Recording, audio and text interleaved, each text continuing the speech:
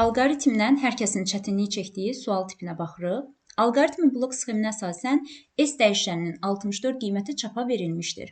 Buna əsasən N dəyişəninin daxil edilə biləcək ən kiçik natural qiymətini tapın.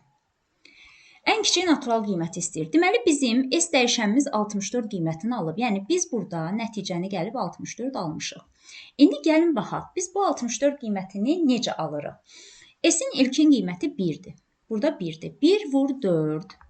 Yəni, S-in hesablanması belə gedir də. 1 vur 4. Növbəti dövrdə yenə vur 4. Növbəti dövrdə vur 4. Yəni, bu dövrlərin sayı bizə məlum deyil. Bərabər olub bu 64-ə. Bunu adi hesablama kimi yazsaq, 4 üstü x bərabərdir 64-ə, x də bərabərdir 3. Deməli, bizim dövrümüz 3 dəfə gedib. Yəni, hesablama bloku 3 dəfə yerinə yetirilib. Bu blok 3 dəfə yerinə yetirilib. 3 dəfə yerinə yetirilibsə, deməli, n üstə gəl 9 da 3 dəfə yerinə yetirilib. Bunu belə yazsaq, n üstə gəl 27. Yəni, bizim n-imizin aldığı son qiymət n üstə gəl 27 olur. N üstə gəl 27 bu dövrdə deməli 100-dən kiçik olmur ki, o yox qoluna gəlib 64 qiymətini çapa verir.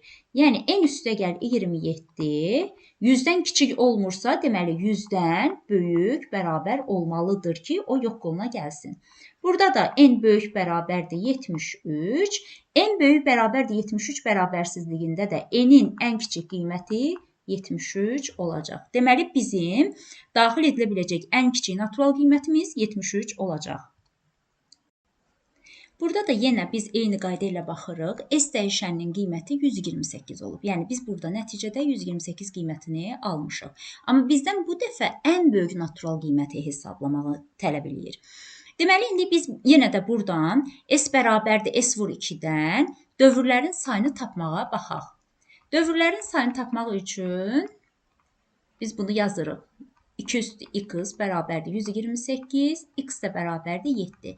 Deməli, bizim dövrlərimizin sayı, yəni bu hesablama blokumuz 7 dəfə yerinə yetirilib.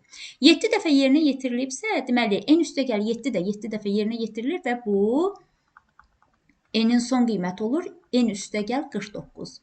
İndi ən böyük natural qiyməti soruşanda artıq biz burada fərqli formada yazırıq. N üstə gəl 49-da, deməli n üstə gəl 49 100-dən kiçik olmur ki, o yox qoluna gəlib 128-i çap etsin. Biz burada kiçik qiyməti hesablayırıq, yəni daxil edilə biləcək ən kiçik qiyməti tapırıq. Ən böyük qiyməti deyəndə isə biz n üstə gəl 49 yox, n üstə gəl 42 götürürük. Çünki o n üstə gəl 42-də də yenə bu dövrə daxil olub, bu hesablamanı yerinə yetirir. N üstə gəl 42 kiçikdir 100.